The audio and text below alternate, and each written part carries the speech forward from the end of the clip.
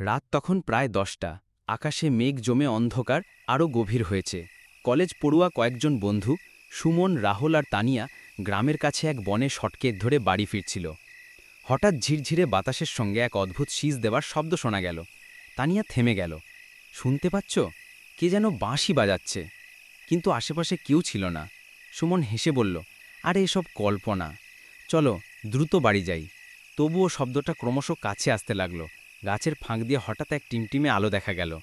তিনজন ভয়ে জড়সড় হয়ে দাঁড়িয়ে গেল। আলোটা ধীরে ধীরে এগিয়ে আসছিল, যেন বাতাসে ভেসে আসছে। রাহুল কাপা গলায় বলল, এটা কি ভূত নাকি? ঠিক তখনই আলোটা একেবারে সামনে এসে থেমে গেল। দেখা গেল এক বৃদ্ধ লোক দাঁড়িয়ে আছেন। তার চোখে রহস্যময় ঝিলিক। বৃদ্ধ ধীরে বললেন, ভয় পেও না। এই পথ খুব বিপজ্জনক। আমি প্রতিদিন রাতেই এখানে দাঁড়িয়ে থাকি, যাতে পথিকরা নিরাপদে বাড়ি ফিরতে পারে। তিনজন হাঁফ ছেড়ে বাঁচল। বৃদ্ধ লোকটির সঙ্গে হাঁটতে হাঁটতে তারা বনের বাইরে এসে পৌঁছল। বাড়ি ফেরার পর তারা ফিরে তাকালো, কিন্তু আশ্চর্যের বিষয়ে বৃদ্ধ লোকটি কোথাও নেই, মিলিয়ে গেছে।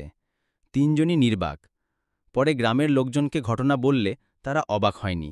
সবাই জানত বহু বছর আগে এক বৃদ্ধ এই পথের পাশে থাকতেন। এক রাতে পথিকদের বাঁচাতে গিয়ে তিনি প্রাণ হারান। তারপর থেকে তাঁর আত্মা নাকি আলো নিয়ে দাঁড়িয়ে থাকে। সুমন, রাহুল আর তানিয়ার জীবনে সেই রাত হয়ে রইল এক অমলিন স্মৃতি।